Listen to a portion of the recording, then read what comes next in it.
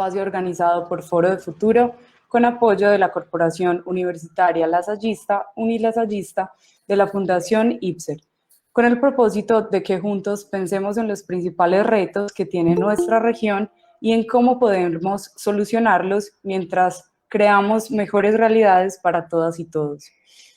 Nuestro objetivo es discutir de manera crítica sobre la realidad, las tendencias globales y su impacto en Antioquia, para que sirvan como elementos de análisis y decisión a los asistentes de esta videoconferencia. También buscamos construir de manera colectiva una propuesta de visión de Antioquia a futuro mediante los comentarios que hacen nuestros asistentes a través del chat y en la transmisión de Facebook Live. En todos nuestros encuentros de Hablemos en Serio de Foro de Futuro, hemos contado con expertos en temas de educación, economía, planeación y organizaciones sociales. Todas estas conferencias las pueden encontrar de manera gratuita en nuestra página de Facebook, también en nuestro canal de YouTube Foro de Futuro y próximamente en la plataforma educativa cocrea.antioquia-2050.org, donde pueden descargar un certificado de asistencia. Recordemos que en Hablemos en Serio nos encontramos todos los miércoles a las 5 de la tarde, donde tenemos un panelista principal experto en un tema, quien guía el conversatorio y que a su vez es comentado por la Comisión de Expertos del Foro de Futuro. El día de hoy nos acompaña el señor Ricardo Callejas Posada. Permítanme presentar a nuestra comisión de expertos y a nuestro invitado principal.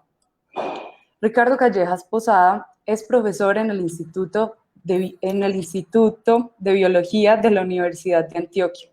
Es biólogo botánico con interés particular en la taxonomía y evolución de las especies de la familia Piperaceae, además en los obstáculos de la docencia de ciencias naturales en Colombia y la historia de la exploración botánica en Colombia. Por parte de Foro de Futuro nos acompaña el doctor Pedro Juan González, quien es ingeniero de sistemas, especialista en gerencia logística, magíster en ciencia política y doctor en filosofía, con más de 40 años de experiencia docente.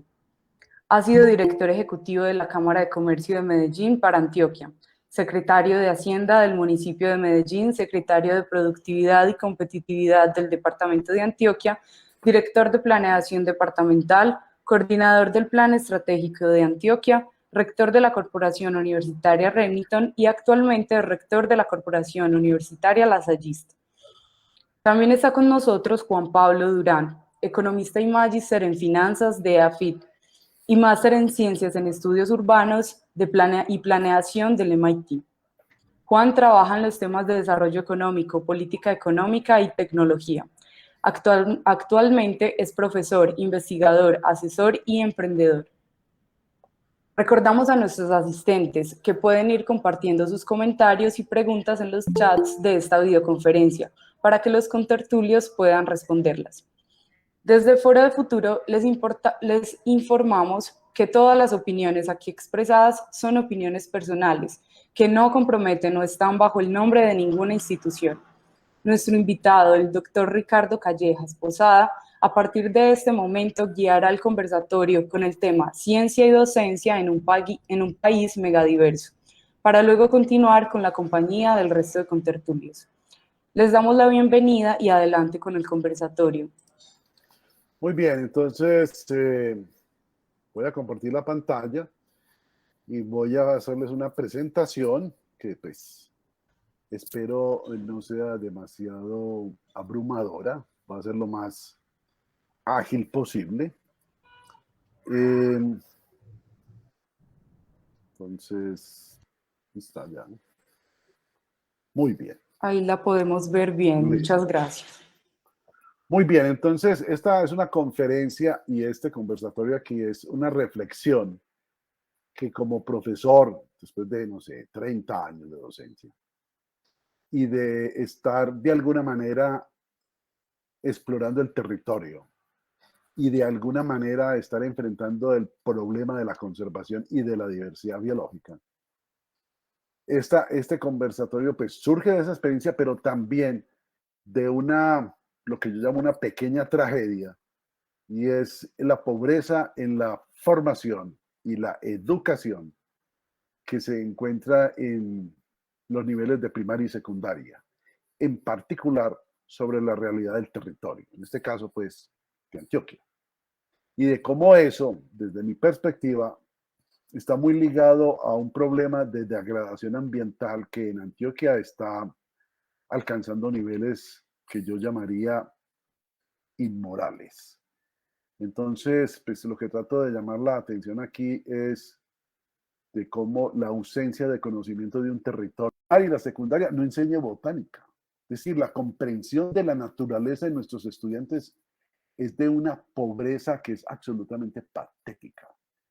Generar una cantidad de estudiantes o formar generaciones de individuos que no tienen empatía alguna por la naturaleza y mucho menos por su territorio, resulta precisamente en el estado de caos en que estamos, que en gran parte es debido también a nuestra capacidad de ignorar a los demás, porque aparentemente esta sociedad es sumamente sofisticada en eso. Esto es una población de palmas de cera, no es en Antioquia, no, es en el Quindío.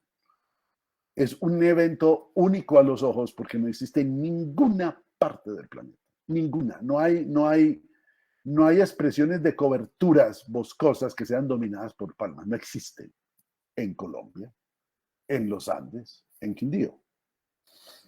Sin embargo, muy a pesar de los sui generis que es, no hay, pues, no parece existir en los pensum de los colegios de la primaria y secundaria una apreciación de estas cosas. Simplemente no hay. El individuo se enfrenta a esto, pero está tan coartado, está tan sesgado por tantos aspectos culturales que escasamente es capaz de asombrarse con lo que ve. A menudo es ignorado que formar a un ser humano no necesariamente indica que ya está educado. Es improbable que una población no educada, aún así esté formada, pueda apreciar y entender sus límites como colectivo y como individuo. Apreciar la biodiversidad en un país como Colombia o en un territorio como Antioquia requiere educación, entendida como la capacidad de un colectivo de tener autoestima, amor propio, capacidad de logro, sentido de patrimonio, contexto de territorio y sentido de pertenencia. Pero además, una población educada no ignorará al otro, algo que a menudo resulta en una enorme inequidad social. Educar no es, pues, formar. Entrenar o saber algo, educar es hacer de un individuo un ser coherente, congruente, en otra palabra, ético. Nosotros enfatizamos mucho la formación, entrenar los individuos, enseñarles habilidades. Pero eso no garantiza que un individuo sea un individuo educado, que sea o que tenga empatía por la naturaleza, que tenga una biofilia si se quiere, pero además que sea capaz de ponerse en los zapatos de los demás y respetar a los demás por lo que son. A mí me parece, no sé, a veces impresentable cuando me llegan estudiantes de primer semestre y les hago preguntas acerca de Antioquia. Digo, bueno, ¿cuál es el río que corre entre las cordilleras occidental y central? Y el individuo le toma algún tiempo, es decir, en las cordilleras central, occidental, porque todos creen que hay 3 cordilleras en Antioquia. Y hay muchos que responden, es que hay un río que corre por ahí. Es absolutamente, pues, muy pobre que un individuo no tenga la más mínima idea dónde queda el municipio de Campamento, que es el río Buey, cuál es la historia de colonización de este territorio, cuáles son los problemas de este territorio debido a su fisiografía, donde no conozcan ni siquiera la fisiografía. Mucho menos va a entender el valor enorme que es la biodiversidad y cómo esa biodiversidad es el resultado de ese territorio. Entonces, una de las primeras reflexiones que yo hago es que hay que educar a un individuo y respecto a eso hay que ser espejo para ese individuo, como profesor, maestro, papá, pero hay que ser espejo, hay que enseñarle el afecto, hay que enseñarle el cariño, hay que enseñarle la honestidad, pero también hay que enseñarle a querer su territorio, a conocerlo. Y haciendo referencia a la cita de de Marcel Proust, pues hay que conocer. Entonces, es increíble que en la docencia en Colombia no existan cursos, no existan cátedras acerca del territorio. Y el territorio no es los límites, y el territorio no necesariamente es cuáles son las ciudades más importantes o qué es lo que exportan ustedes, no, es conocer el territorio desde su visión fisiográfica, histórica, social, es hacer un análisis de lo que ha sido la historia de estos territorios. Pero en este país aparentemente somos muy, pues, reticentes a examinarnos, a vernos, a conceder precisamente que hemos fallado, que hemos cometido errores, a acceder a aceptar esos errores. Eso creo que es uno de los problemas que se deriva de una muy, muy pobre educación. Muy pobre educación. A menudo se ignora que el ser humano es parte del árbol de la vida, no su constructor. Que la historia de las hormigas es tan válida como la de la especie humana, única, irrepetible y que debe ser celebrada. Que la naturaleza no es un servicio, una oportunidad o un cúmulo de innovaciones. La naturaleza es la naturaleza y el ser humano es parte de ella y no existe otro contexto donde el ser humano pueda conciliar la idea de lo que es. Es allí donde se entiende y se encuentra todo el sentido de la existencia. Que un territorio como Colombia exhiba casi todos los linajes del árbol de la vida es a menudo ignorado, menospreciado y considerado irrelevante. Vivimos tratando de justificar lo que tenemos y lo que somos, perdidos en la ignorancia de nuestro contexto espacial y con una idea distorsionada de lo que es la naturaleza. Otro de los grandes problemas en el territorio, que no es único Antioquia, no lo es, y que posiblemente es muy generalizado en todo el mundo, es la falta de empatía con la naturaleza. Esa falta de empatía con la naturaleza a menudo está muy ligada a ciertos patrones de comportamiento cultural. Un estudiante de alguna universidad alguna vez me preguntó así de frente, me dijo, bueno, profesor, si Antioquia tiene, no sé, 500 especies de aves, ¿eso para qué sirve? El problema con esas preguntas es que hay una obsesión de justificar todo. Es decir, es ese afán de que si el hijo va a ser poeta, yo cuestiono al hijo de ser poeta si usted se va a morir de hambre siendo poeta. Cuando hay un principio tan simple de la libertad del ser humano, de permitir al otro expandir su espíritu. Si quiere ser poeta, ojalá hubiera más poetas en Colombia. Y asimismo, hemos visto el entorno nuestro como algo a ser usado, explotado. Es como si dijera, hombre, es que la biodiversidad es la farmacia. Sí, posiblemente allí podemos encontrar muchas medicinas, pero no hay una conciencia colectiva que es de que la emocionalidad de un ser humano, la paz espiritual, estar pleno con su existencia, se deriva de la naturaleza. Es decir, la naturaleza es como alguien decía por ahí, la naturaleza es donde está escrito el poema llamado vida. Por eso uno tiene que ser romántico, tiene que ser poeta, porque si no va a ser muy difícil crear la empatía con la diversidad biológica y con el territorio. Uno no puede entenderlo si siempre está obsesionado con la idea de usted por qué está estudiando eso. Un estudiante mío hace muchos años, me llegó con una cara de angustia enorme porque le dijo al papá que él había decidido dedicarse a estudiar taxonomía de cucarachas.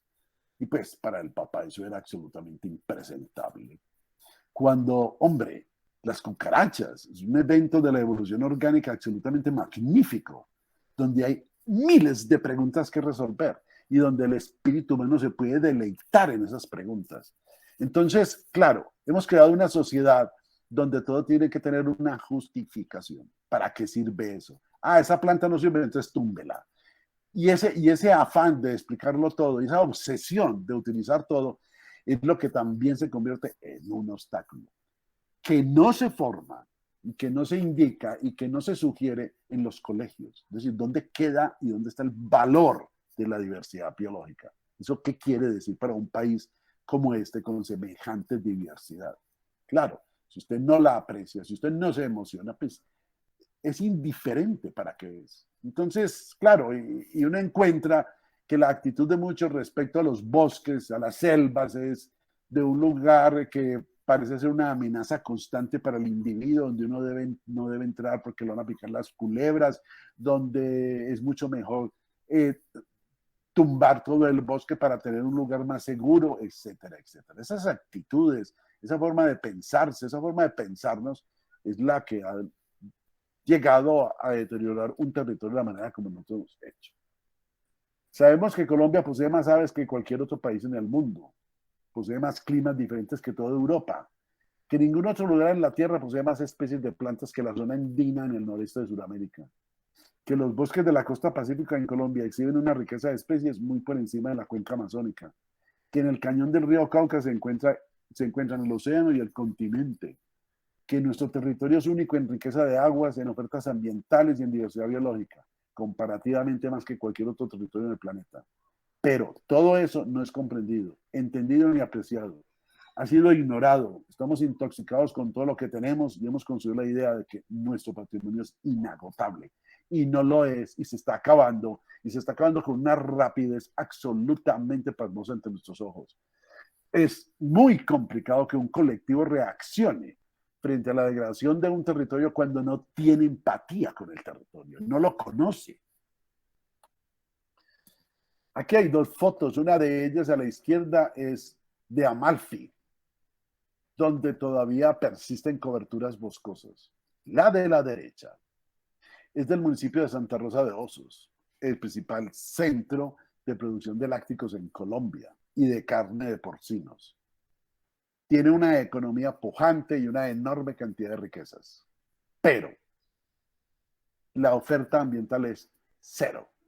Ahora bien, uno diría, bueno, pero ¿para qué necesitamos tener bosques? ¿Para qué necesitamos tener 40 tortugas, 80 especies de aves, 300.000 especies de insectos? ¿Para qué?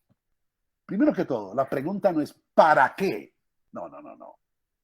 Lo que debe hacerse es, bueno, ¿cómo podemos conservar un territorio de tal manera que seamos congruentes con el territorio, que no lo deforestemos, que no lo degrademos, que no lo ignoremos y que encontremos que eventualmente esa paz interior de un ser humano está muy ligada a la naturaleza? Un territorio como estos degradado no permite apreciar. ¿Qué empatía puede uno tener por un potrero? Nada.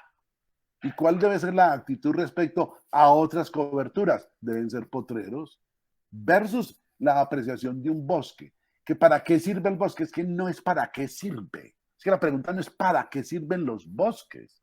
Los bosques hacen parte de la historia de la vida, como nosotros hacemos parte de la historia de la vida. Y como tal, esa vida debe ser respetada y admirada. Y eso se debe enseñar. Uno debe educar a sus estudiantes respecto a eso, a respetar.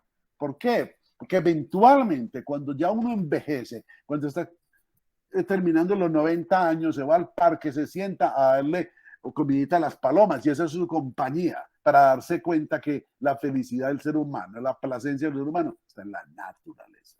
Entonces, estos escenarios en Antioquia no, hacen muy poco, sobre todo el de la derecha, para poder incentivar a un individuo el amor por su territorio, porque lo que se ve ahí es plata, dinero. Esto es simplemente una ilustración para indicar la apreciable cantidad de zonas de vida, zonas climáticas, la diversidad de paisajes, en áreas a veces tan retiradas como el cañón del río Cauca, la compleja fisiografía de Antioquia. Sobre todo, pues, sobre la fisiografía, entender cómo tantas veces lo han hecho otros, Manuel Uribe Ángel, el doctor Pedro Juan. Es que este es un territorio conformado por una enorme cantidad de montañas, de colinas, de cuencas, de valles interandinos, de sitios totalmente aislados los unos de los otros.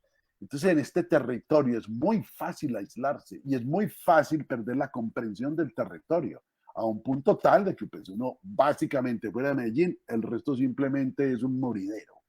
Y eso no puede seguir siendo así, porque es que ese moridero de allá afuera es el que contiene la mayor diversidad por unidad de área en este planeta y no podemos, porque tenemos una responsabilidad de permitirnos el gusto de estar degradando en la manera que lo estamos haciendo. El IGAC considera que el 75% del territorio antioqueño tiene limitaciones para la producción agrícola o ganadera y solo es apto para la conservación de recursos naturales el 7%, actividad forestal el 23%, comercial el 5.7%, actividades en sistemas agroforestales, entre los cuales se incluye el café, 38.7%, tierras para actividades agrícolas el 11% y tierras para actividades ganaderas el 14%. Y sin embargo, es inaudito que a pesar de los enormes retos de la fisiografía de este territorio, nosotros encontremos estableciendo pasturas, deforestando montañas para establecer ganadería. Eso es impresionante. Es que es cada vez que uno viaja por el territorio antioqueño y dice, pero ¿cómo es posible que hubieran deforestado semejante paisaje para colocar vacas? No hay nada, pues, hay mucho tal vez, de objeción en tener ganado. El calentamiento global es un problema con la actividad ganadera y con la actividad de carne. Hombre, pero no llegar al extremo tal de que la única manera de sustentarse es tener una vaca, pues, porque es que con ese argumento hemos degradado una porción muy significativa del territorio, que debo anotar entre otras cosas. La minería produce un daño enorme, pero la minería es un problema de marginalidad social muy complicado, que esta sociedad va a tener que retroceder y examinar su propia historia para poder explicar por qué está haciendo lo que está y por qué la minería reviste los ribetes que tiene. Pero no nos equivoquemos, la degradación del territorio antioqueño es el resultado de la ganadería. La ganadería es la actividad que más degrada. Y en ese orden de ideas, yo me pregunto, ¿cómo es posible que en la sociedad haya individuos con el poder para degradar 1000 hectáreas de bosques y implantar ganadería? Eso no puede suceder. Eso no debe ser así. Pero claro, ¿eso deriva de qué? De una pésima educación. Pésima. De lo que no hay empatía con el territorio. Antioquia es el territorio más degradado en Colombia. En este mapa, todo lo que es blanco está degradado. Lo que aparece verde es porque posiblemente tiene algún tipo de coberturas. Y la nota dice que la falta de contexto espacial, de conocer un territorio, de conocer la historia del territorio, de ignorar su enorme complejidad paisajística, desconocer su enorme diversidad biológica, nos ha llevado a destruir un patrimonio único. Nos ha faltado ética y hemos sido incongruentes con nuestro espacio. Y entonces, ¿qué es lo que sucede con la docencia y la ciencia en nuestro territorio? ¿Será que podremos salvar lo poco que puede? Lo poco que queda, perdón.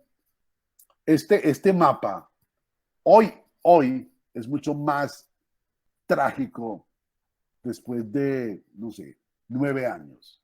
La deforestación sigue campante, sobre todo en el nordeste de Antioquia.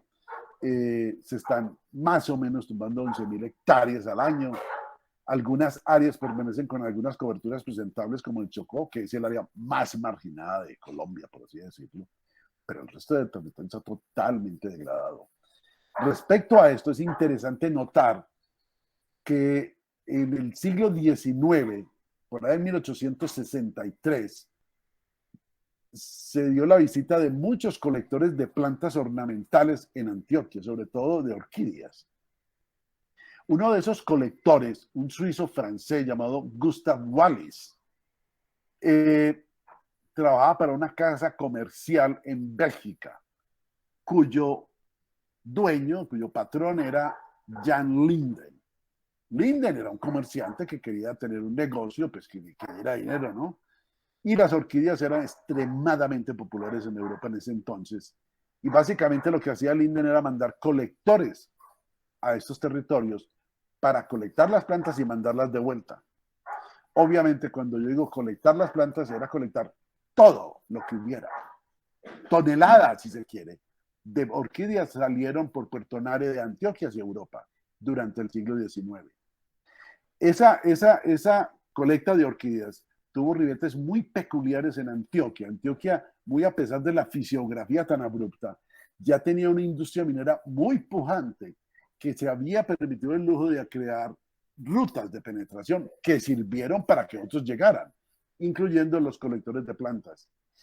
Y Wallis, estando en Sonsón, le escribía a Linden, diciéndole que a él no le parecía que uno debería colectar absolutamente todo y mandar toneladas, que eso estaba degradando y estaba acabando con, pues, con la vegetación en estos territorios. Y Linden le respondió diciéndole que se acordara que a él le estaban pagando por colectar y que él no estaba para dar lecciones y que respecto a que se estaba degradando y se estaban, por de alguna manera, amenazando la existencia de muchas de esta vegetación, Linden anotaba, ¿sabe qué? Los pobladores de esos parajes no saben, no tienen la más mínima idea de lo que tienen y eventualmente ellos mismos lo van a destruir. Así que entonces traiga de todo lo que pueda ya. Pues Linden no era precisamente un santo, ni era un líder así pues muy carismático, pero era un negociante y era un burgués que de alguna manera era un visionario. Y eso fue lo que pasó. Eso fue lo que pasó. Este mapa de la deforestación bien valdría presentárselo a todos los profesionales de todas las carreras en Antioquia. Y mire, esa es la realidad de su territorio. Usted sabe dónde están los conflictos sociales ahí. Usted sabe dónde está la degradación ambiental más prominente ahí. Usted sabe dónde están los conflictos de orden económico, las inequidades más profundas. Usted sabe, conoce el territorio, la gente no conoce el territorio. No tiene la más mínima idea qué es, dónde está, por qué. Nada, nada. La gente conoce el Valle de Aburrá y ya, y el municipio de Río Negro, Marinilla, pero después de eso, pregúntele dónde queda Caramanta. La gente, Caramanta, ¿dónde es? Para el colectivo, Antioquia posee muchas cascadas, monte, malezas y selva. La mayoría desconoce cuántas cordilleras cruzan el departamento, cuál es su área, dónde queda el municipio de Campamento o por dónde es que corre el río Cauca. Todas las coberturas de vegetación en las zonas de vida en Antioquia están en el margen de la extinción. La vegetación del bosque seco tropical y el bosque muy húmedo montano bajo prácticamente desaparecieron. Coberturas del bosque muy húmedo tropical en el occidente permanecen casi inexploradas y desconocidas, mientras que aquellas del bosque húmedo tropical en el oriente están casi extintas. Conservación de lo que queda en ambas zonas de vida requiere estrategias enteramente diferentes de conservación. Una cosa es Vigía del Fuerte y Murimbó. Una cosa es la economía, la cultura, las relaciones sociales, el colectivo, su visión. Otra cosa muy distinta es el nordeste de Antioquia. Es una política que trata de corregir eso. Va a ser una política que tiene que reconocer primero esas peculiaridades del territorio. Pero reconocer eso requiere individuos que tengan una conciencia de su territorio, individuos que asimismo hayan sido educados desde niños sobre su territorio. Mientras tanto, pues, no va a pasar nada. A la pregunta ¿para qué sirve que Colombia tenga 1000 o más especies de aves? Respuesta. La salud de los bosques y toda cobertura de vegetación en Colombia está íntimamente ligada a las aves, que como polinizadores, dispersores de semillas, controladores de plagas, consumo de follaje, inciden en la salud de cada especie de planta. Las aves no tienen agenda que cumplir, ni un organigrama debajo de las plumas. Las aves son aves, un linaje de los reptiles, uno de los tantos que es admirado, celebrado y observado por millones de seres humanos que persisten en encontrar una función significativa sin lograr percibir que mucha de su paz emocional está ligada a observar aves. La dificultad en comprender un linaje y su existencia la subyace a un desconocimiento de la evolución orgánica y a una persistente obsesión del ser humano de buscar una explicación a su propia existencia. Eso se acaba con la naturaleza. Por eso me parece que en un entorno con una diversidad tan enorme como este, haya tanta miseria. Es absolutamente, es que es una incongruencia total. Y yo, pues, posiblemente suene muy radical y muy totalitario, pero yo creo que mucho de eso se debe a la educación y la formación de los individuos en las fases primarias y secundarias. Ahí hay un problema enorme. Obsesionados por proveer la mayor cantidad de datos posibles, el discurso de las ciencias en colegios y universidades ha olvidado la pedagogía y descubierto tardíamente que aprender algo no es lo mismo que entenderlo. Y en consecuencia, el individuo aprende rutinas sin entender lo que hace, pero peor aún desconociendo el contexto de lo que es ciencia. Una pobreza de formación científica que a menudo ignora el contexto espacial, que no busca emocionar al individuo sobre lo que posee, que no pretende crear autoestima y valores del colectivo, resulta en generaciones de individuos sumidos en la ignorancia total. Pensar en medio de la lógica, argumentar y poseer solvencia semántica y conceptual son requisitos esenciales para que un individuo aprecie en toda su integridad el entorno espacial y su significancia. Yo he hecho mucho énfasis en muchas ocasiones acerca de la pobreza de la enseñanza de la botánica. A mí me parece que es absolutamente increíble encontrar estudiantes que me dicen, no, ve, yo creía que los árboles estaban muertos. Pues como no se mueven, entonces no son animales, entonces no pasa nada. A mí me parece que ese tipo de cosas dice tan poquito de este colectivo llamado Antioquia. Posiblemente hay una cantidad de logros de los países, sí, yo no digo que no, pero el nivel de educación que tenemos en este momento es absolutamente impresentable. Ningún otro componente de nuestro paisaje nos es más familiar y más cercano que la vegetación, pero nuestra apreciación de qué es una planta es cercenada al máximo cuando la enseñanza de la botánica se aborda comparando plantas con animales, terminando en conclusiones tan absurdas como que las plantas tienen órganos que no poseen, que las plantas se alimentan, no pueden, que las plantas son como animales pero no se mueven, que las plantas se alimentan de la luz, no tienen que alimentan de la luz, que la fotosíntesis, el proceso mediante el cual hay fotólisis, permite fabricar alimentos, nada de eso, que las flores son órganos sexuales, tampoco, y que las flores poseen ovarios como los de los animales, menos. Lo que quiero mostrar aquí, posiblemente no todo el mundo esté muy familiarizado, muy interesado acerca de peste, que son plantas, pero es que no se enseña nada. Entonces, todo organismo vegetal que hay en el entorno es igualmente tan ordinario como el resto. Por eso a mí me parece increíble que aquí celebremos la Feria de las Flores y celebremos las flores. Pero ¿cuáles flores? Es decir, la mayor parte de las flores que están en la Feria de las Flores son flores cultivadas, introducidas de Europa y del Mediterráneo. Pero ayuda a la Feria de las Flores a apreciar la naturaleza, a respetar los bosques, a conservar, a evitar la deforestación, etcétera, etcétera. No sé.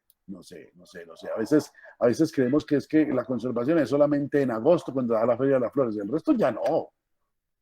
Y lo otro es que, pues, no se enseña botánica. Es que me parece increíble que a partir de los años 70 algún genio por allá en el Ministerio de Educación decidió que ya no era necesario enseñar botánica.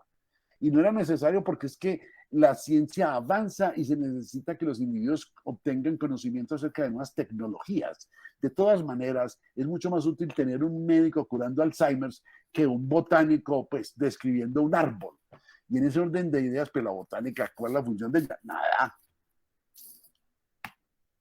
Una planta es un organismo autótrofo y en consecuencia no posee energía para moverse, ni energía para alimentarse y no puede fabricar alimento, pero además no puede poseer órganos, posee partes y la única manera de persistir es crear más partes. Una planta es un organismo modular, como lo son todos los organismos multicelulares, y representa una expresión de vida única en el planeta, que no es comparable con animales. Y entendible son en el marco de las leyes de la física. El solo origen de las flores sigue siendo un misterio y nosotros que las poseemos todas escasamente las vemos. Esa, entre otras cosas, es una especie que se llama Epidendrum wallacei, colectada por Wallace, para Linden. Lo curioso es que esa especie se extinguió. Se extinguió porque el mismo Wallace colectó todo lo que había. La especie es muy popular como planta cultivada en Europa. Aquí no, aquí se extinguió. Entonces, la cuestión es esta. Hombre, ¿es importante conocer Epidendrum wallacei? Yo sí creo. Yo sí creo que es importante observarla, verla, admirarla y celebrarla. Yo sí creo que eso hace parte de la vivencia de nuestro espíritu. Yo sí creo que eso hace parte del patrimonio de todos y que ese patrimonio de todos le pertenece a todos, no a unos, a todos. Es imposible apreciar la belleza y la significancia evolutiva en plantas cuando la idea de la misma no requiere ver nada, ni preguntarse nada. Una planta es como un animal que no se mueve. Se asume de forma equivocada que describir un organismo y disectarlo por partes permite entenderlo. Afirmar que una planta angiosperma, las plantas con flor, está compuesta de tallo, hoja, flor y fruto, es equivocado, pero además deja sin mucho argumento cómo describir un helecho o un musgo, que raramente se abordan en un curso de botánica. La ausencia de un contexto evolutivo en biología en todos los niveles empobrece de forma notable nuestra comprensión de la diversidad biológica, sea de plantas o de cucarachas. La confusión semántica de muchos docentes al mezclar la terminología de la biología animal con la de las plantas ha terminado por empobrecer de forma apreciable nuestra conciencia colectiva sobre la diversidad biológica que tenemos. Desconocemos nuestro territorio y al no poseer un contexto espacial del mismo, es improbable que percibamos su importancia, su significancia y el valor de conservarlo. Como bien lo expresaba Immanuel Kant, el filósofo alemán, el que ve y no razona lo que ve, no ve. Muchas gracias. Muchas gracias, doctor Ricardo. Proseguimos con el doctor Pedro Juan. Doctor Pedro Juan está en mute. Doctor Ricardo, yo simplemente me embelezo oyéndolo. No hay nada más que hacer y es una de las principales experiencias que yo he tenido en mi vida para reconocer, como tradicionalmente lo he hecho, que no sé casi nada de nada.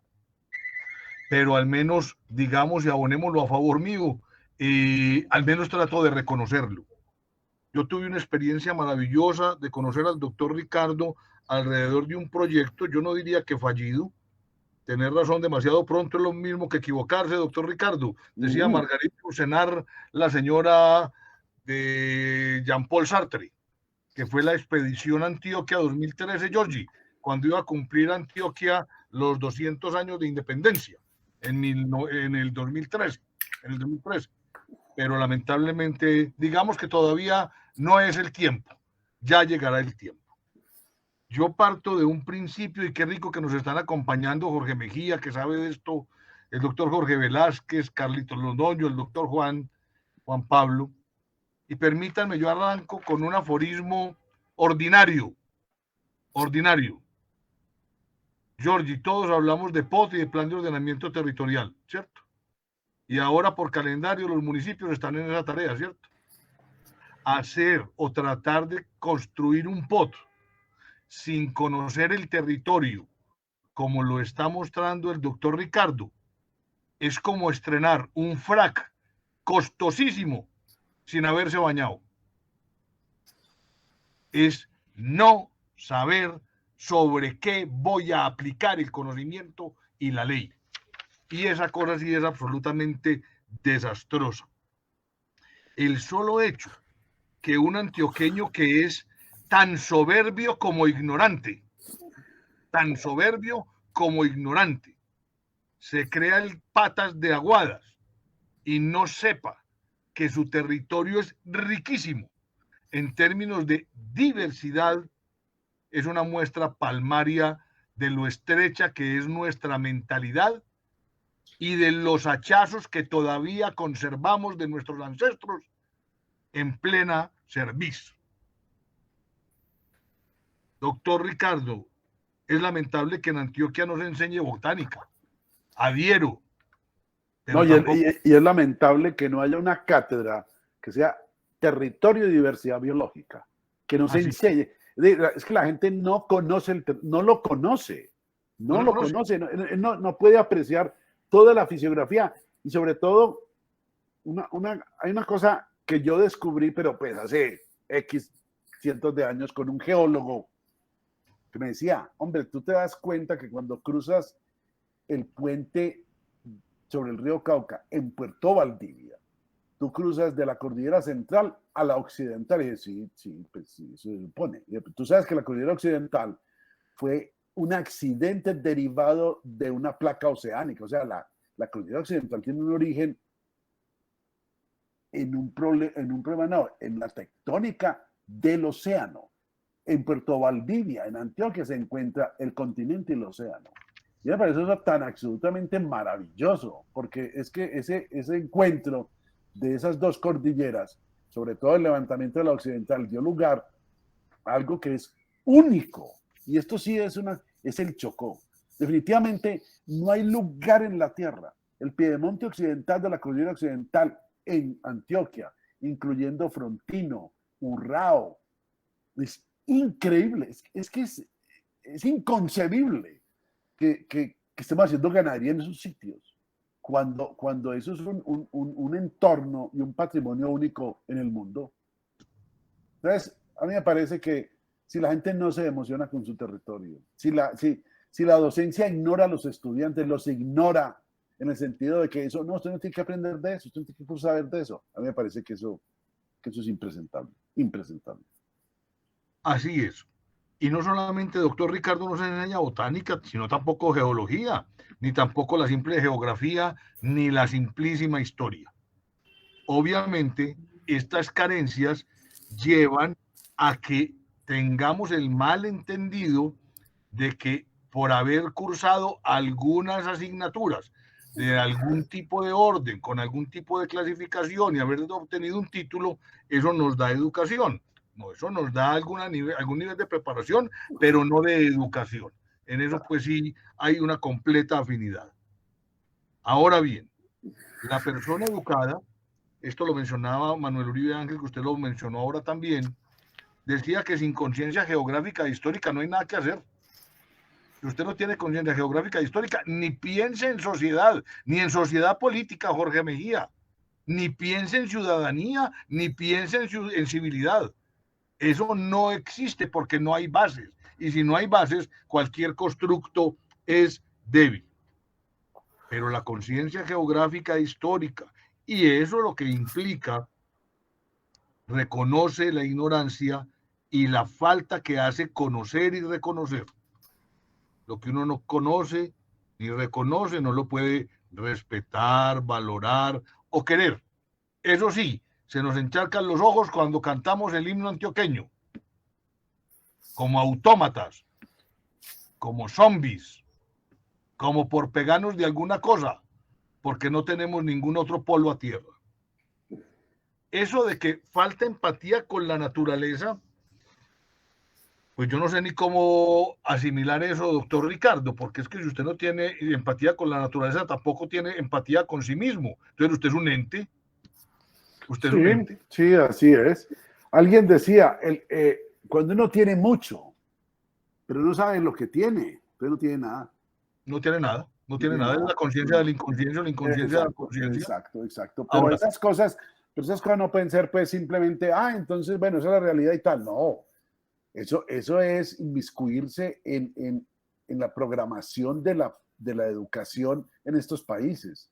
Es que aquí el que tiene el título, el que tiene, que viene de tal parte, que la familia se llama tal o que el amigo es tal, ese es.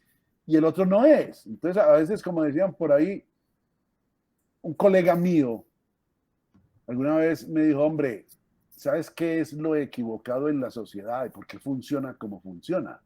Es porque anteponemos nuestras emociones a la ética, cuando debía ser todo lo contrario. Es la ética la que determina nuestras emociones. Pero la cultura ha tergiversado todo eso. Entonces, crear conciencia colectiva sobre el respeto a la naturaleza, por el simple valor de la naturaleza, es muy complicado. Y tú sales y encuentras una culebra y lo primero dices, mátela. ¿Cómo así? ¿Por qué? Cosas de esas, por ejemplo, son las que dan lugar a un colectivo que ve las montañas como algo agreste, a vencer, que son una amenaza, que hay que limpiarlas, que están llenas, como decía Humboldt, refiriéndose a los españoles, que son ambientes pútridos y húmedos, llenos de enfermedades. Y hay mucha gente que ve eso así. Y eso hay que cambiarlo, eso se cambia en el colegio, colegio. Y en una aproximación a la realidad también, porque es que tener cursos de paracaidismo por correspondencia usualmente no ha dado buenos resultados. Hay que volver a recorrer el territorio, hay que volver a untarse de tierra, hay que volver a sembrar el frijol para que veamos, y lo poníamos, ¿cómo es? Con el vasito hacia abajo para que diera la vuelta, ¿cierto? Entonces uno veía cómo se desafiaba hasta la ley de la gravedad y la cosa caminaba. Lo otro es que la soberbia y la ignorancia van de la mano. La soberbia y la ignorancia van de la mano. Y en eso los antioqueños sí que somos sabedores, sí que somos soberbios, sí que somos ignorantes. Ahora bien, Cuando uno precisa el departamento de Antioquia, y acuérdate, Juanchito, cuando hablábamos de Visión 2050, las primeras sesiones, es que hay unos datos que uno se queda frío cuando el profesional mediocre de ahora no sabe ni balbucear. Pues es que no se atreve ni arriesgarse a decir un número para un baloto. ¿Quién recuerda que tenemos cerca de 63.000 kilómetros cuadrados de extensión? Estoy redondeando las cifras. 63.000 kilómetros cuadrados. Es que somos más grandes que muchos países, por Dios, hombre. Es que somos, ahora dijiste Costa Rica, pero es que somos muy parecidos a Israel. Somos tan grandes como los dos Vietnam juntos. Por Dios. Pero nosotros creemos pues que esto aquí es un gallinero. ¿Cómo les parece que tenemos 498 kilómetros de costa? Que es otro epicentro de biodiversidad, doctor Ricardo, usted lo sabe mucho mejor que yo, pero que nosotros no sabemos ni siquiera conservarla, porque de los 458, un poco más de la mitad está afectada ya por la erosión costera. Lo otro, esos 498 de kilómetros de costa sirven para una reflexión, Jorge Mejía. Hombre, solamente hay en el planeta, hay 204 países reconocidos en la ONU, y de esos solamente 151 tienen costas. Solamente 151 tienen costas. Y Antioquia, no hablo de Colombia, y Antioquia tiene más costas que 61 de esos 151 países. Increíble. Tiene más conciencia marítima un boliviano que un colombiano. Oigan lo que estoy diciendo. Tiene más conciencia marítima un boliviano, doctor Jorge Velázquez, que un colombiano. Es que misericordiosamente respiramos, hombre. Nuestro Golfo de Urabá, números redondos, mide 70 por 39 kilómetros. Y eso da, dice la calculadora, 2.730 kilómetros de masa marítima que tenemos propia, que no sabemos qué hacer con ella. No sabemos qué hacer con ella. Antioquia, esto se lo aprendí yo al doctor Ricardo. Antioquia tiene el doble de la biota de toda Europa. El doble de la biota. La biota incluye todos los seres vivos. Pero no estoy hablando de Colombia, estoy hablando de Antioquia. Y eso pues no se valora, no se dice, pero sí decimos, doctor Jorge, que exportamos como 32 pesos en cafés especiales. Entonces eso así sí es muy complicado, pero ahí sí no olvídese que no vamos para ningún lado. Se nos olvida que tenemos 125 municipios, ubicados, Jorge Mejía, en 9 subregiones, con 24 zonas. Y recuerda, Jorge, que fuimos derrotados con todo éxito cuando propusimos la 10ª subregión, las costas de Antioquia. Pero bueno, cada cosa en su lugar, cada cosa en su lugar, para que podamos intervenir todos. Esa frase terminal con la que terminaste, doctor Ricardo, de Kant: el que ve y no razona, lo que ve, no ve.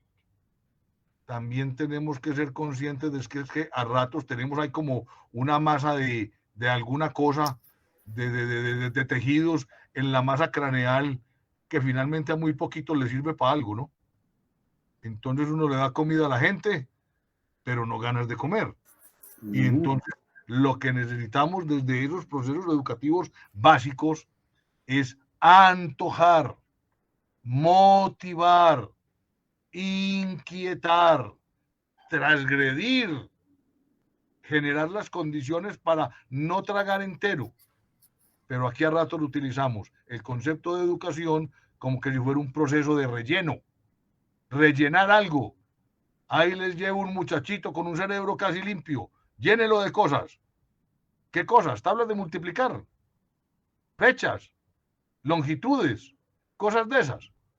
Ahora, para peor, y lo vamos a ver en el nivel nacional, estamos, al menos yo evidencio mi ignorancia sobre Antioquia. Jorge Mejía, cerca de 50 precandidatos a la presidencia que ya se van desgranando y van disminuyendo. ¿Vos crees que alguno de ellos sabe de Colombia? No saben. Es la muestra de que hay mucho desempleo, Pedro Juan. Hay mucho mucho. Ignorantes, pero más ignorantes nosotros, que vamos a seguir votando por ignorantes. Doctor Juanchito, permitime un segundo, le doy la palabra a Carlos Londoño, que levantó la mano para que tú cojas, por favor. Doctor Carlos. No se te oye. Ahora sí. Sí, ya. A mí me parece que el problema parte como de la posición que asumimos los humanos de considerarnos más allá de la Tierra. Es decir, que no somos como parte del universo, sino que estamos más allá. Y yo creo que el asunto que hay que tener en cuenta es que nosotros somos parte del universo. Y yo creo que ese es un asunto bien importante.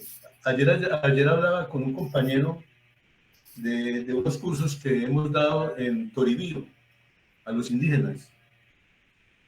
Para mí ha sido muy gratificante pues, ser profesor de ese grupo, de que imparte pues, algunos conocimientos a poblaciones indígenas. Y yo creo que eso es importante porque el asunto es que tenemos que hablar con los animales y con la naturaleza. Tenemos que aprender a comunicarnos. Y yo creo que el curso que da el compañero mío es muy importante porque se llama, es un curso de lengua y cultura. Y allí es muy importante, digamos, como la capacidad de comunicarnos con otras culturas alrededor de este tema. Porque ahí donde podemos, digamos, como forjar proyectos conjuntos con estas comunidades. Y ellos nos pueden enseñar mucho de cómo relacionarnos con la naturaleza, de otra manera. Y no de esa manera, pues, como tan extractiva, tan brusca que tenemos con la naturaleza, que es para sacarle y dejarle el problema allí. Entonces, yo diría que yo no sabía que en Bolivariano hay un curso general para todos, que es lengua y cultura. Y me parece que ese puede ser un elemento importante también adicional para no solamente conocer, sino comunicarnos mejor con la naturaleza. Yo parto como de esa idea, de que nosotros tenemos que aprender a comunicarnos con los que llamamos los animales, porque creemos que ellos no piensan. Y yo creo que su cerebro de pronto no será del mismo tamaño ni de las mismas cualidades que la de nosotros, pero ellos también sienten, también piensan, tienen oídos mejores que nosotros, olfato mejor que nosotros. Y yo creo que eso hay que tenerlo todo eso en cuenta. Entonces, yo creo que hay que mirar, digamos, ese tipo de cursos, no solamente de botánica, de biología, sino también de comunicación con los otros seres con la naturaleza. Así es. Carlitos, discúlpame un segundo, ya te volvemos a dar la palabra, doctor Juanchito, por favor. De pronto parece muy franciscano esto, pero creo que es así. Muy bien, gracias. Bueno, no, muchas gracias, doctor Pedro Juan. Ricardo, no, pues muchísimas gracias, hombre, por atender la invitación que te hicimos y sobre todo porque nos haces, digamos, pensar en estos temas de tanta importancia en este momento. Yo, con respecto a lo que Ricardo plantea, yo tengo la hipótesis de que el problema que Ricardo plantea tiene que ver con dos cosas. De hecho, hay dos grandes causantes del problema. El primero son los economistas. El doctor Jorge Mejía, Carlos Londoño, que somos economistas. Y la segunda causa es simplemente la evolución. Y me explico. Los economistas tratamos, y digamos la gente que piensa en términos de lo que decía Ricardo, que Ricardo decía, ¿ve un pájaro para qué? y ese árbol ¿para qué? Esa pregunta de ese árbol ¿para qué? De ese pájaro ¿para qué? De la poesía ¿para qué? Tiene una raíz muy importante que todos conocemos y que no la podemos desconocer, y es, hombre, ¿eso para qué sirve en términos de darnos dinero, en términos de darnos, digamos, bienes para poder consumir y para poder vivir nosotros, ¿cierto? Y entonces, a pesar de que eso parece como tan lógico, la pregunta por sí sola es ilógica, y esa cosa que no entendemos tiene que ver con cómo nosotros creemos que se consiguen los recursos. Digamos que la riqueza al principio era la tierra, y era la tierra porque era la que proporcionaba la alimentación, que era tan básica, ¿cierto? Luego los teóricos empezaron a decir que no es la tierra, que la riqueza tiene que ver es con el trabajo. Y entonces empieza la teoría del valor trabajo, ¿cierto? Entonces que lo que da el valor a las cosas es el trabajo que la gente le pone a las cosas, ¿cierto? Luego se empezó a hablar de los factores de producción, entonces ya no era, entonces dijeron, no, la tierra es importante y el trabajo también, pero además hay un tercer factor de producción que es el capital. Entonces es la tierra, el capital y el trabajo lo más importante, lo que da valor, lo que aumenta la riqueza, ¿cierto? Y ya luego empezamos con los modelos neoclásicos y llegan y dicen, no, además de la tierra, el capital y el trabajo, es la innovación. Y entonces empezamos con una cosa que es el residuo de Solow, que el residuo de Solow, palabras más, palabras menos, es la riqueza que no se explique por el aumento de la productividad de la tierra, el capital y el trabajo. Entonces eso tiene que ser la tecnología y la innovación, y entonces el resto se explica por la innovación. Eso es una forma de explicar el crecimiento económico a la luz de lo que no sabemos explicar. Entonces simplemente decimos, no, el resto es tecnología e innovación, ¿sí? Y nos quedamos ahí, ¿cierto? Y resulta que por eso es que nosotros pensamos que en la naturaleza no genera valor. Y resulta que todos ellos, toda la teoría económica, la joven teoría económica en la que nosotros nos basamos, porque dentro de las ciencias, entre comillas, si es que la economía es ciencia, digamos, entre las ciencias la economía es muy joven, ¿cierto? Y resulta que no seguimos mirando a ver si había equivocación en eso. Y yo creo que todos ellos están equivocados. Yo creo que el valor no lo da la tierra, el capital, el trabajo y la tecnología. Yo creo que ese tal residuo de Solow lo que no está teniendo en cuenta es que el valor lo da la naturaleza. Y dentro de la naturaleza, la vida. ¿Y por qué lo digo? Porque todo lo que nosotros hacemos, cuando nos sentamos simplemente con una buena compañía en una grama, pero también lo que comemos, pero cómo nos vestimos, pero los computadores que usamos, pero todo, absolutamente todo viene de la naturaleza. Absolutamente todo viene de la naturaleza. Incluyendo nosotros, somos parte de la naturaleza. Entonces, si nosotros pensamos de una manera diferente y pensamos que realmente todo nuestro bienestar viene de la naturaleza, como es absolutamente lógico, lo que tendríamos que pensar es cómo hacemos para aumentar el valor, cómo hacemos para aumentar nuestro bienestar, aumentando la vida y aumentando la naturaleza. Es decir, si hay más naturaleza y si hay más vida, vamos a tener más materias primas, más cosas que disfrutar, más cosas que vivir, y vamos a ser más ricos y vamos a tener más bienestar. Lo que hay que reproducir no es el dinero, lo que hay que reproducir es la naturaleza. La naturaleza es lo que da el resto de las cosas. Entonces, si nosotros fuéramos un poquito más evolucionados y más inteligentes, y los economistas fueran menos creídos y fueran más humildes, tendríamos que decir que a la economía le falta mucho y que en realidad nosotros maximizamos nuestro bienestar si somos capaces de reproducir vida y de reproducir naturaleza, ¿cierto? Y ahí digamos que y ahí viene el segundo problema, que no son los economistas, sino la evolución.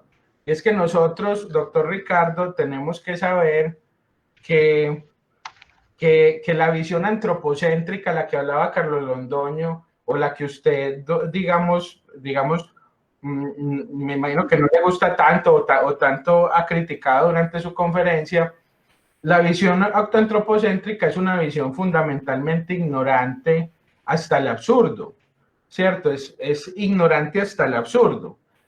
Pero hay que entender, yo por ejemplo, cada vez que veo a los gobernantes que hablaba el doctor Pedro Juan ahorita, ellos cada vez que hablan de la vida, no hablan de la vida, hablan es de la vida del hombre. Cuando hablan que lo primero es la vida, están hablando solo del hombre.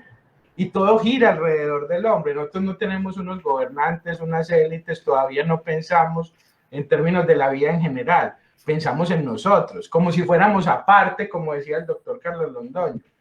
Pero yo lo que quiero decir es que eso es muy normal. Yo lo que quiero decir es que tenemos que entender que la vida en el planeta tiene más de 4.500 millones de años y que nosotros, los hombres, apenas tenemos 300.000 años. Es decir, es el 0.007% del tiempo. Alguna vez yo me puse a hacer la comparación, si la vida vive 100 años como un hombre, ¿a qué correspondería la vida del hombre? Es menos que un pestañeo. Entonces nosotros, con ese pedacito de vida que hemos tenido, ¿cómo vamos a entender una cosa tan evolucionada y tan grande como la vida? Nosotros todavía no somos tan evolucionados, nosotros pertenecemos quizás al 99% de las especies del planeta que se van a extinguir dentro de la vida del planeta. Nosotros todavía no tenemos esa capacidad de entender que ni siquiera que somos parte de un sistema. Apenas estamos tratando de entenderlo. Entonces apenas nosotros, yo ahorita miraba unas conferencias y unas cosas que nosotros hacemos dentro del IPSER, en donde, y voy a compartir para terminar, pues nosotros que los super avanzados, ¿cierto? Que llegábamos y decíamos, bueno, ahorita con tanta tecnología y como somos de avanzados y todo eso, cómo son el tema de los campesinos del futuro, ¿cierto? Y entonces ahí mostrábamos las empresas en donde ya hay campesinos sin tierra, ¿cierto? Y la alimentación se puede hacer en container en Nueva Jersey, ¿cierto?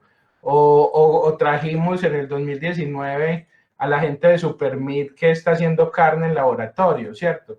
Porque esa visión de que la tierra y la naturaleza sirve para alimentarse, pues gracias a Dios ya nosotros estamos ya con un poquito más de conocimiento que hemos alcanzado, ya sabemos que la tierra y la naturaleza no son para alimentarse, sino que cada vez pues se puede hacer científicamente alimentos más saludables, y que la tierra es para amarla, para respetarla, para protegerla, y que es muy importante protegerla porque al final de cuentas, si no nos estamos autodestruyendo. Entonces, digamos que la buena noticia es que en nuestra poca evolución ya estamos encontrando formas de sobrevivir sin explotar tanto.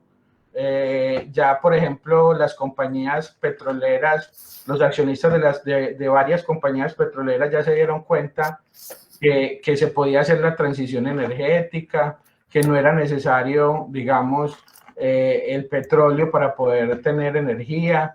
Es decir, ya más o menos vamos cogiendo conciencia, pero yo creo que es un problema evolutivo. Nosotros como seres humanos somos muy nuevos, somos muy jóvenes con respecto a la vida, y eso es algo que toma tiempo.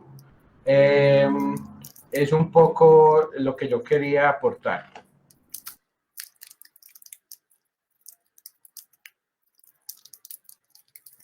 No sé si alguien más quiera comentar o si quiere el doctor Ricardo, Jorge Velázquez o el doctor Jorge o...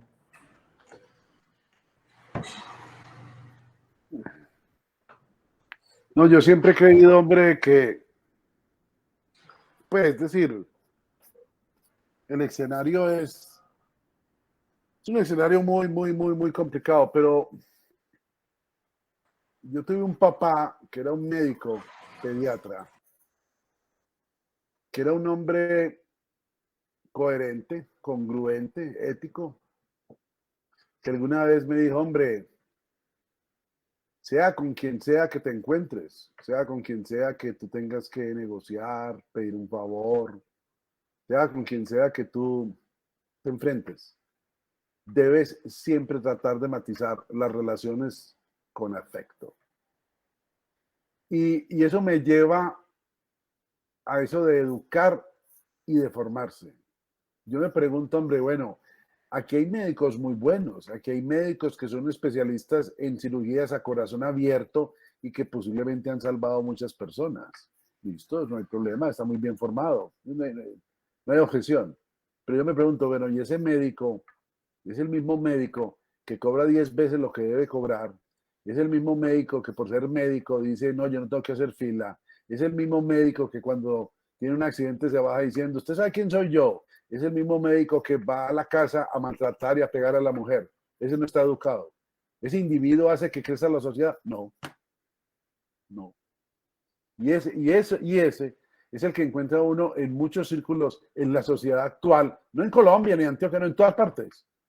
Y pues con una enorme cantidad de prepotencia, con cero afecto por la humanidad, con una individualidad absolutamente enfermiza, que para ellos el resto del planeta no vale, no tiene ningún significado. Entonces eso de educar a mí me parece que eso es clave. Si usted no puede educar a un ser humano, si usted no lo puede enriquecer como ser humano, ¿cómo va a crecer ese ser humano? No crece, la sociedad no crece, no pasa nada. Porque tenemos 50 candidatos presidenciales donde ninguno parece estar educado. Es que lo que más me preocupante es, no es que no estén formados, sí, hay de todo, economistas, matemáticos, pero ¿están educados? No, yo no los veo educados, pues. Eso me parece que es trágico. Doctor Jorge Mejía, adelante. Gracias. No, muy interesante la presentación que nos hizo hoy el profesor Ricardo. Yo simplemente quiero destacar, para no ser reiterativo respecto a lo que los otros compañeros han dicho, que el llamado es a revisar la forma como entendemos el humanismo o la humanidad respecto a la naturaleza. ¿Cuál es la relación del hombre, en ese sentido entendido como humanidad, con la naturaleza? Siempre hemos creído y en tal sentido hemos actuado de que el hombre está por encima, pues, de que es la raza superior porque tiene inteligencia y que los demás seres vivos son inferiores y por lo tanto los miramos desde arriba.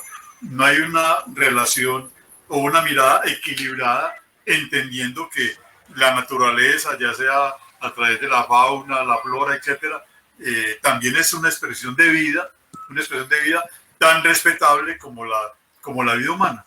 Entonces, yo tomo la presentación de Ricardo por esa vía, de tratar de inducir en la enseñanza nuestra, en los métodos y en los procesos educativos, la visión de que todos somos un ecosistema. Dicho, todos hacemos parte de un ecosistema y todos somos vida. Llámese una mata, una planta o un animal, o un hombre, todos somos vida. Y por lo tanto, como seres vivos, merecemos el respeto y el tratamiento como seres vivos. Entonces, yo lo entiendo por ese lado y me parece que es aleccionador el llamado de atención para que nuestro sistema educativo, como bien lo decía Pedro Juan, deje de ser simplemente un proceso de memorización, de repetición, etcétera, incluso de raciocinio, y tenga más contenido de sensibilidad, Micho, de que la educación nos toque las fibras y nos lleve a preguntarnos cuál es nuestra relación con el resto del universo, con el resto del mundo, entendido allí la naturaleza. Eso me parece muy, muy interesante, y yo creo que es un llamado muy, muy pertinente el que nos hace Ricardo hoy. Señor Juan, adelante. Yo quisiera aportar algo con eso, y es un poco como que nosotros necesitamos mucha humildad frente a la naturaleza. Cuando yo hablaba de que son 4.500 millones de años, lo hablaba en el sentido que hablaba Ricardo de las cucarachas. Es decir, ¿cuánto tiempo han existido? Y ahí para atrás, por dicho, ¿cuánto nosotros podemos aprender de una naturaleza que ha vivido más de 99.9999% del tiempo que nosotros? Uno ve, por ejemplo, lo que hacían grandes inventores, como Leonardo da Vinci, por ejemplo. Muchas de las cosas que hacía era pura observación a la naturaleza. Nosotros, ¿cuánto podemos aprender de esa observación a la naturaleza, de ese estudio a la naturaleza? Cuando las cosas grandes que nosotros hemos inventado, los aviones, los cohetes, etcétera, tienen una base de observación en la naturaleza. Es decir, la naturaleza tiene mucho que enseñarnos, y nosotros en la ciencia no estamos sabiendo, digamos, cómo valorarlo. Nosotros necesitamos mucha humildad con respecto a la naturaleza. Yo tengo un perrito, pues algunos lo conocen. Jorge lo conoce, pero él lo conoce. Es cierto, se llama muy Max. Inteligente, Max Weber, nada más y nada menos. Se llama Max Weber. Se llama Max Weber. Creo que Nati también lo conoce. Y entonces, uno ve al perrito, que supuestamente los perritos pues son muy poco inteligentes, y uno viendo al perrito y racionalizando las actitudes del perrito, uno se da cuenta de que los hombres no hemos evolucionado tanto.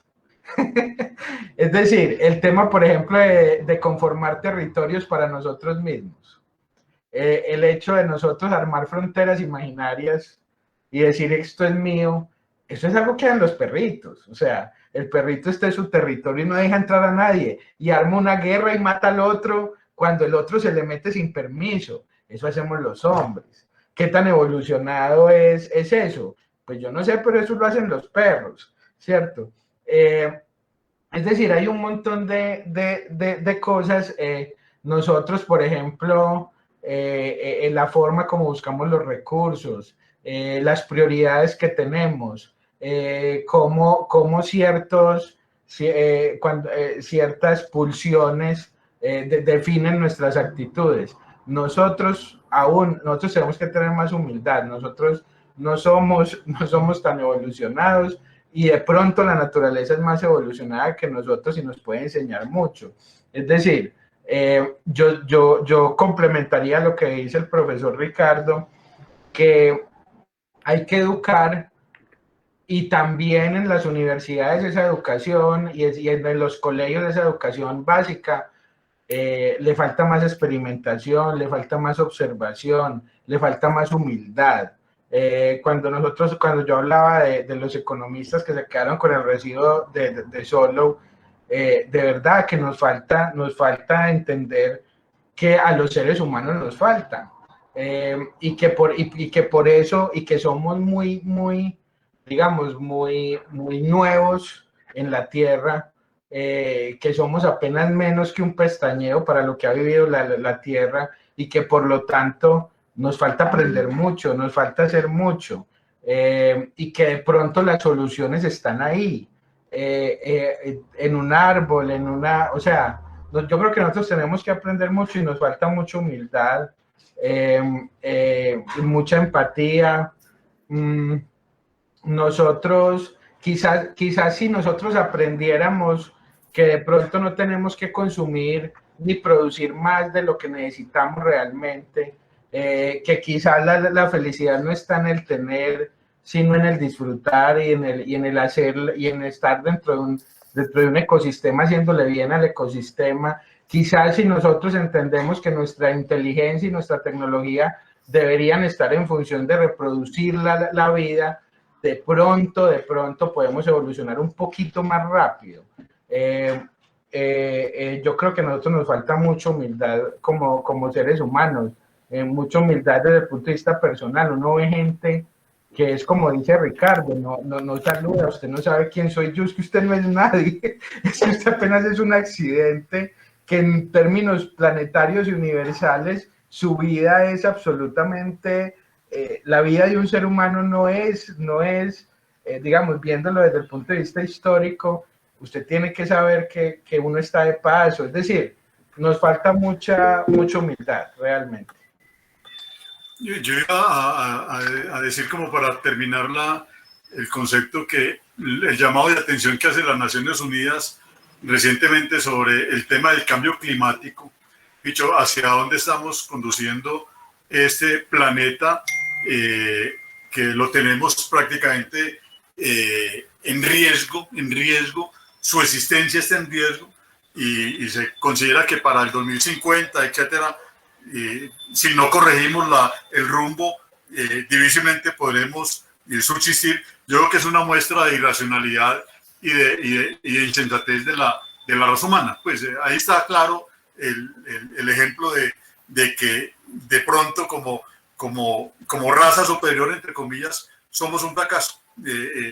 Estamos actuando, condenando el territorio, el planeta, el escenario donde vivimos a que se vaya por el precipicio, porque la ambición y todos los valores que le podemos aplicar a la forma como hemos tratado el planeta, nos estamos autodestruyendo. Entonces es una muestra de la insensatez de la raza, que supuestamente es superior y más inteligente que los otros seres vivos. Sí, esa pregunta, qué pena, esa pregunta es muy importante. O sea, ¿qué tan inteligente puede ser una especie que no puede llegar a acuerdos para evitar su autodestrucción?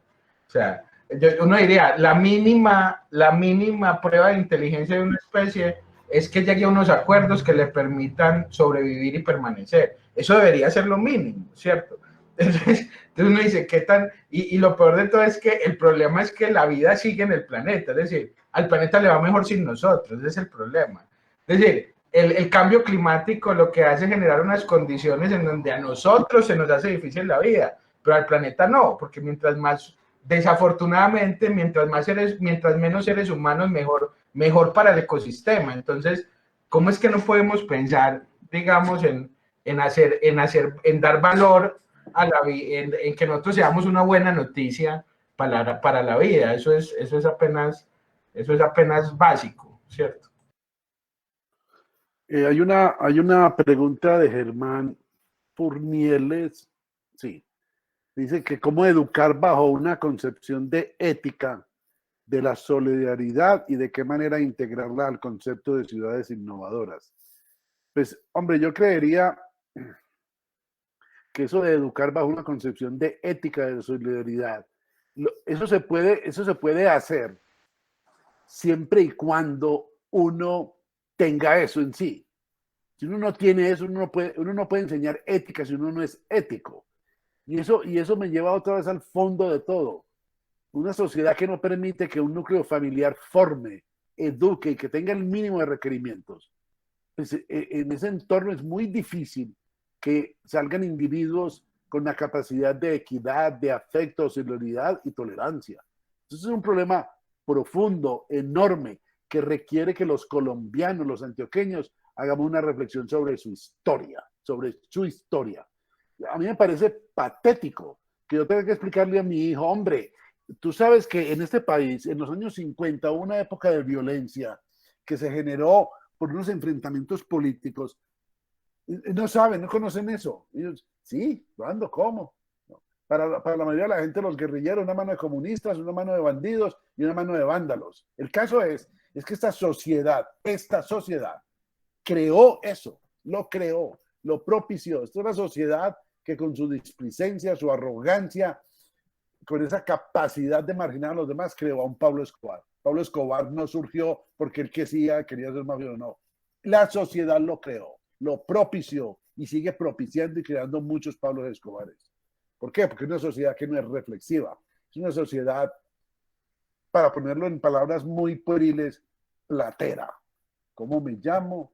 ¿Usted sabe quién soy yo? ¿Usted sabe que él es el hijo mío? Yo me acuerdo, y para finalizar, mucho me temo, una nota que le hizo Alexander von Humboldt a Simón Bolívar en París, en una embajada, donde le encontró y le dijo: General Bolívar, estoy absolutamente convencido de que usted va a ser capaz de liberar a esas colonias. Usted tiene el empuje, a usted lo siguen, usted tiene el carisma, usted tiene la táctica, la estrategia, y las tropas españolas están desmoralizadas. No me cabe la menor duda que usted va a liberar esos países. Pero, General Bolívar, no se equivoque, porque ¿sabe qué va a pasar con esos países? Dice Bolívar: no, varón, ¿qué va a pasar? Dice: nada. ¿Cómo así? Nada. Porque si bien los españoles le dieron el lenguaje, la capacidad de hacer administración pública, un sistema educativo, una planeación urbana, todas esas cosas, le dejaron el peor de los lastres. ¿Sí? ¿Cuál? Es una sociedad basada en el amiguismo, en cómo te llamas, quién es tu papá, vos sos hijo de quién, de dónde venís, listo, entrate, cómo me llamo yo, ese tipo de cosas, ese amiguismo en las entidades eclesiásticas, administrativas, académicas, legislativas, ese amiguismo está esparcido en todas esas colonias y eso va a hacer que esas colonias no avancen, no progresen, no sean. Entonces, si uno no reflexiona sobre esas cosas, si por ejemplo, y hay una experiencia muy triste que yo tuve alguna vez, dictando clases de botánica, valga la pena, a un grupo de estudiantes de la Facultad de Educación, o sea, futuros profesores, cuando se llegó a hacer un examen, el coordinador de la Facultad de Educación me fue a buscar y me dijo: profesor, le voy a pedir un favor, no le haga exámenes muy difíciles a esos muchachos, que ellos pues no saben mucho, ¿cierto? Y pues tampoco hay necesidad. Entonces, a mí me parece increíble, ¿cómo así? ¿Cuál es el sentido de responsabilidad, de logro, de superación, de capacidad de desarrollo de un individuo de estos cuando se crea en una atmósfera donde vos sos muy poquito, vos no servís, el trabajo suyo no sirve para nada? Ya. Entonces, mientras la Facultad de Educación en estos países no reflexionen, hombre, es que hay que entretener y hay que valorar a los demás para poder darles lo que uno tiene. Eso no es a punto de como dice Pedro Juan, a memorizar cosas. No, me parece, y yo lo veo en la Universidad de Antioquia cuando entran los estudiantes, y he estado ahí 30 años. Hoy por hoy, es una generación que tiene la posición de que deme, y tiene la ingenuidad de pensar que es que cuando entran a la universidad ya les van a decir: vea, las cosas se hacen así. Eso no es así. Entonces, eso parte también acerca de una familia, de un papá y una mamá que van a la reunión del colegio, le dicen al profesor: pero es que yo lo mandé aquí para educarlo. No. Usted lo mandó para formarlo. El que lo educa es usted, y el que llegó aquí, entre otras cosas, no está educado. Entonces, pues, es un problema de administración pública, es un problema de una sociedad y un colectivo perdido. Yo mucho me temo que me debo ir, porque para decir verdad, mi esposa me está esperando para ir a comprar el mercado. Entonces, pues, hombre, hay que ir. De todas maneras, me place en el alma, me gusta, me encanta estos espacios y poder tener esta discusión. Ojalá cuando pase la pandemia, Pedro Juan, nos reunamos en la lasallista con Jorge, con Juan, con Carlos, con Luis y con Natalia. Gracias, doctor Ricardo. Muchas gracias. Yo quería simplemente reiterarle los agradecimientos Y lástima que se nos va, pero volver a traer sobre la mesa algo con lo que usted comenzó, que fue la descripción del territorio. Yo diría que la mayoría que estamos aquí somos docentes. Yo no sé si ustedes recuerdan un tipcito por ahí que había en televisión de vez en cuando que dio origen a un álbum que le llamaba Conozca Colombia. Y eran 5 minutos donde le decían a uno, ¿sabía usted que aquí tenemos una cosa que se llama Marfil Colombiano y de ahí nacen las 3 cordilleras? Por decir alguna cosa, ¿cierto? Por Dios, yo sugeriría respetuosamente, doctor Ricardo, nosotros que estamos todos metidos en la docencia, que independiente del área de conocimiento que manejemos, deberíamos incorporar una pildorita de cultura general para ver si somos capaces de vencer la incultura particular. Cuando a mí me dicen, trate de pintar el mapa de Colombia, de imaginárselo y de plasmarlo, o el de Antioquia o el de Medellín, la cosa se enreda.